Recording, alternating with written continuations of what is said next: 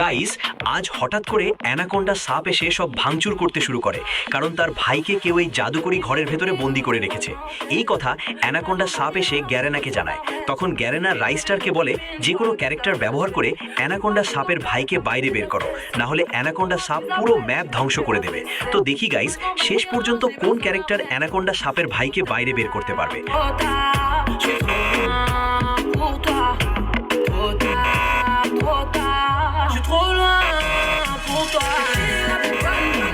আমার তো মনে হয় টেলিপোর্ট ক্যারেক্টারই বের করে দেবে, কিন্তু সেটা দেখার আগে গাইস, পাবজিওয়ালারা আমাকে চ্যালেঞ্জ দিয়েছে যে ফ্রি ফায়ারের অডিয়েন্স কম আর পাবজির অডিয়েন্স বেশি।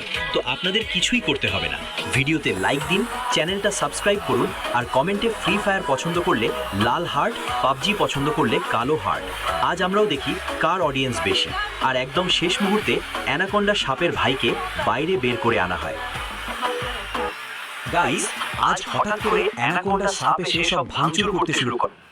ফ্রি ফায়ার প্লেয়াররা যখন না ঘুমিয়ে গেম খেলে। আরে আবুল শুন, ক্রিকেট খেলতে যাব, কিন্তু কালুয়া কি খুঁজে পাচ্ছি না। এই দেখ আবুল, যেটা ভাবছি সেটাই হচ্ছে, গেম খেলতেছে। আরে কালু, আরে কালুর বাচ্চা, তুই দেখি গেম খেলতে খেলতে চোখ লাল করে ফেলছোস। আরে ভাই রে ভাই, আমার চোখ লাল এরকম কি করে হয়ে গেল? আরে ভাই তুই কান্না করিস না, এর জন্য একটা সমাধান আছে। আরে কি? এই দেখ কালু, এই ওষুধটার মাধ্যমে তোর চোখটা ঠিক হয়ে যাবে। এদিকে আয়। আরে ভাই এটা কি করলি? এখন দেখি আমার চোখ অনেক জ্বালাপোড়া করতেছে। আরে ভাই তুই চিন্তা করিস না, এখনই চোখটা ঠিক হয়ে যাবে। তারপরের দিন, আরে আবুল, কালুর মনে হয় চোখও ঠিক হয়ে গেছে, চল গিয়ে দেখে আসি। কিন্তু সেটা দেখার আগে তোমাদের এই দুইটা গেমস থেকে কোন গেমসটা বেস্ট, ফ্রি ফায়ার নাকি পাবজি? যদি ফ্রি ফায়ার বেস্ট হয়ে থাকে তাহলে অবশ্যই ভিডিওটাকে লাইক করে চ্যানেলটাকে সাবস্ক্রাইব করে দিবা, আর যদি পাবজি বেস্ট হয় তাহলে অবশ্যই কমেন্টে বইলা যাবা। আরে উনি ঘুমাচ্ছে, কালু উঠ উঠ।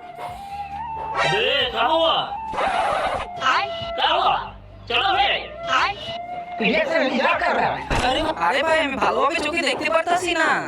আরে চোখে দেখতে পারছ না মানে? এক্সপায়ার 2020।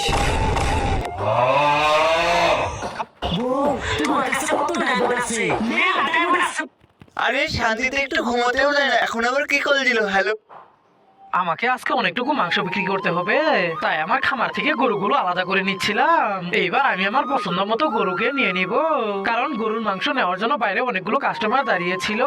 আজকে আমি মাংসটুকু বিক্রি করে অনেকগুলো টাকা কামাবো। এই তো অনেকটুকু মাংস হয়ে গেছে, তাড়াতাড়ি নিয়ে যাই, এগুলো বিক্রি করতে হবে। ওরে বাপরে, আমি তো অনেকগুলো টাকা পেয়ে গেলাম। এইবার আমি এই টাকাগুলো দিয়ে একটা স্লিপার মেশিন বসিয়ে নিব। এখন তো আমি একসাথে অনেকগুলো মাংস বিক্রি করতে পারবো। তাড়াতাড়ি যাই, আমাকে আরো কয়েকটা গরু ধরতে হবে। এই তো পেয়ে গেছি, তাড়াতাড়ি মাংস বানিয়ে ফেলি। ওরে বাপরে, আমার এখানে তো টাকার পাহাড় হয়ে গেছে। টাকাগুলো তাড়াতাড়ি সরিয়ে ফেলি, নয়তো এখানেই পড়ে যাবে। এই সুন্দর ছবিটার জন্য ভিডিওটিতে একটি লাইক সাবস্ক্রাইব করে দাও। আমাকে আজকে অনেকটুকু মাংস বিক্রি করতে হবে, তাই আমার খামার থেকে গরুগুলো আলাদা করে নিচ্ছিলাম। কিরে, আজকে কয় ইন্টারভিউ দিতে যাবি? তুই জানি কি করবি? সম্মান দিয়ে কথা বল, তোর বড় ভাইও ও কামাই করে, তাই তুই বসে বসে খাস। হ্যাঁ, আমিও কামাই নিব। আর আমি যেদিন কামাবো না, সেদিন তোমাদের আর কাম করার দরকার হবে না। তুই যখন কামাই করবি তখন বলিস এইসব, এখন চাওয়া মারিস না। মা, বাসার জন্য লেট হচ্ছে, তাড়াতাড়ি টাকা দাও না। আর কতদিন এইভাবে 20-30 টাকা করে নিবি? ঠিক আছে, দিতে হবে না, আমি হেঁটে চলে যাচ্ছি। আরে দাঁড়া, 1-10 চাকরিটা হোক। আরে ভাই শোন, তোর সাথে কথা আছে, তাড়াতাড়ি বল, আমার লেট হয়ে যাচ্ছে। তোর কি মনে হয় আমি কিছু জানি না? তুই ইন্টারভিউর নাম করে এদিক সেদিক ঘুরোস, তারপর জব হয় না এমনটা বলে বাড়ি ফিরে আসোস। না, তুমি ভুল বুঝতেছ, হয়েছে, বাদ দে। আমি জানি তুই বিজনেস করতে চাস, কিন্তু আমার কাছে তো এত টাকা নাই। কত টাকা লাগবে? এই 1.5-2 লাখের মতো। আচ্ছা, আমি দিব, কিন্তু যদি টাকা লস হয়ে যায় কি হবে? টাকাগুলো ডুবে যাবে, তাই না? কিন্তু আমি বেঁচে থাকতে তো আমার বাকি তো দিব না। কিরে, আজকে কয় ইন্টারভিউ দিতে যাবি? তুই জানি কি করবি? সম্মান দিয়ে কথা বল, তোর বড় ভাইও কামাই করে, তাই তুই বসে বসে খাস। হ্যাঁ, আমিও কামাই নিব। আর আমি যেদিন কামাবো না, সেদিন তোমাদের আর কাম করার দরকার হবে না। তুই যখন কামাই করবি তখন বলিস এইসব, এখন চাওয়া মারিস না। মা, বাসার জন্য লেট হচ্ছে, তাড়াতাড়ি টাকা দাও না। আর কতদিন এইভাবে 20-30 টাকা করে নিবি? ঠিক আছে, দিতে হবে না, আমি হেঁটে চলে যাচ্ছি। আরে দাঁড়া, 1-10 চাকরিটা হোক। আরে ভাই শোন, তোর সাথে কথা আছে। তাড়াতাড়ি বল, আমার লেট হয়ে যাচ্ছে। তোর কি মনে হয় আমি কিছু জানি না? তুই ইন্টারভিউর নাম করে এদিক সেদিক ঘুরোস, তারপর জব হয় না এমনটা বলে বাড়ি ফিরে আসোস। না তুমি ভুল বুঝতেছো, হয়েছে বাদ দে। আমি জানি তুই বিজনেস করতে চাস, কিন্তু আমার কাছে তো এত টাকা নাই। কত টাকা লাগবে? এই 1.5-2 লাখের মতো আছে, আমি দিব। কিন্তু যদি টাকা লস হয়ে যায় কি হবে? টাকাগুলো ডুবে যাবে, তাই না? কিন্তু আমি বেঁচে থাকতে তো আমার বাকি তো দিব না। গাইস এইখানে আমি একটা প্লেয়ারকে মেরে ইমোট দিতেছি। এখন এই প্লেয়ারটাকে আমি ইমোট কেন দিতেছি চলেন আপনাদের কারণটা দেখাই। তো এটা ছিল সোলো ভার্সেস স্কোয়াড। প্রথমে একটাকে ডাউন করি, আর পিকের মধ্যে আর কোনো এনিমি খুঁজে না পাই আমি একটা হিটলিস্ট মারি। আর হিটলিস্ট মারার উদ্দেশ্যে সামনে যাচ্ছিলাম, ঠিক তখনই ওই প্লেয়ারটার সাথে আমার দেখা হয়ে যায়। আচ্ছা গাইস এই প্লেয়ারটাকে কিন্তু আমি ইমোট দিতেছিলাম, আর ওকে কেন ইমোট দিতেছিলাম আশা করি ভিডিওটা সম্পূর্ণ দেখলেই বুঝবেন। তো এখানে প্রথমে ওর টিমমেটের সাথে আমার দেখা হয়, আর ফার্স্ট ইউকে দিয়ে বডি দিয়ে একে ডাউন করি। আর তারপরে এখানে বাকি ছিল ওর ওই টিমমেটটা। আর দেখে যে আমি কত কষ্টে মারছি আপনারা জাস্ট দেখতে থাকেন। এখানে আমার সামনে ছিল ওই প্লেয়ারটা, আর আমাকে একটা ড্যামেজ দিয়ে দিয়েছিল। আর এখানে আমি একটু পিছনে চলে আসি, আর আমার সামনে ছিল সেই ইংলিশ পাবলিকটা। এটাকে আমি রেডশট দিয়ে ডাউন করে দেই, আর একটু পরে ওই প্লেয়ারটা আমার সামনে আবার চলে আসে। আর প্রথমে তো আমি ওকে বট ভাবছিলাম, কিন্তু রিপ্লে দেখে মনে হচ্ছে এটা অনেক পুরো প্লেয়ার। যাই হোক এখানে দুইজনে অনেকটা ড্যামেজ দিয়ে ড্যামেজ নিয়েও যায়। পরে একটু পরে ঘুরে ফিরে আবার ওই প্লেয়ারটা আমার সামনে পড়ে যায়। আর এইখানে দেখেন আমি মাত্র 50 স্পিডে বেঁচে গেছিলাম। আর এখানে আমি কষ্টে ওকে ডাউন করে দেই। আশা করি বুঝতেই পারছেন দেখে কতটা কষ্ট। আচ্ছা মামা বান্ডিলটা পরে তো দেখি তোমাকে কেমন লাগে। এই যে দেখ কেমন লাগতেছে। ও মামা অস্থির অস্থির অনেক সুন্দর লাগতেছে তোমাকে। হ্যাঁ বান্ডিলটা তো অনেক সুন্দর, তো সুন্দর লাগবো না? মামা এই বান্ডিলটা আমাকে বের করে দিবা। বান্ডিলটা কি তোর পছন্দ হয়েছে? হ্যাঁ মামা অনেক, আমাকে বান্ডিলটা বের করে দিবা। হ্যাঁ বের করে দিব, ঠিক আছে, কিন্তু একটা শর্ত আছে। কি সত্য মামা কও। আমার একটি সুন্দর থেকে গান গিয়ে শোনা, তাহলে আমি তোর বান্ডিলটা বের করে দিব। গান গাইতে তো এটাতে কোনো ব্যাপারই না মামা। আমি আমার গার্লফ্রেন্ডে কত গান শোনাইছি, আমার অভ্যাস আছে। মানে তোর গার্লফ্রেন্ড আছে? হ্যাঁ মামা আছিল তো, এখন আর নাই। কেন, কই গেছে? আমি খালি একটা ডায়মন্ড চাইতে খামালাতে ব্যাকআপ করে দিছি। আই হাই, এটা কোনো কথা? আমরা জীবনে কি করলাম? আর তুই বেটা ছেলে মানুষ, তুই গার্লফ্রেন্ডের থেকে ডায়মন্ড চাস, তুই শরম করে না? তাইলে কি হয়েছে, আমি তো এর জন্যই গার্লফ্রেন্ড বানাইছি। ওরে দান্দাবাজ, তুই তাইলে ডায়মন্ড খাওয়া লাগে গার্লফ্রেন্ড বানাস, তাই না? হ। এরকম হইলে তো বেটা তোর গার্লফ্রেন্ড একটাও থাকতো না। আচ্ছা মামা বান্ডিলটা পর নিয়ে যা। হ্যাঁ কি দরকার ছিল আমার এতগুলো টোকেন দেওয়ার? দিলাম তোর খুশি হয়ে, এখন একটু পিছে ফিরে দেখ। কি রে তোরা এইভাবে দাঁড়াচ্ছিস কেন? চল চল আমি বেরোবো, বেরোতে দাও। তুই কইলে কি আমি তোর বেরোতে দিব? আগে বল তুই কারে ভালোবাসিস? সর সর সর, তোদের আমি কাউরে ভালোবাসি না, আমি বেরোবো, সর সর। এই তুই কি ভাবছিস, না বলে তুই এখান থেকে বের হতে পারবি? না বলে তোকে এখান থেকে বেরই হতে দিব না। না এইভাবে তো এরা বের হতে দিবি না, এদের ভিতর থেকে একজনকে বলেই দি। আরে আমি তো পাগলিরে ভালোবাসি, আমি পাগলিরে ভালোবাসি। পাগলিকে ভালোবাসিস, তাইলে কি আমরা দুইজন তোরে বের হইতে দিব? আরে না না না না, আমি তো নেচারে ভালোবাসি, আমি নেচারে ভালোবাসি। কি তুই নেশারে ভালোবাসিস? তাইলে কি মনে করছিস আমরা তোকে বের হতে দিব? এরকম কইলে তো এরা শুনতেছে না। আরে আমি তো তোদের তিনজনই ভালোবাসি। কি তুই কি আমাদের তিনজনকে ভালো তো নিয়ে যা।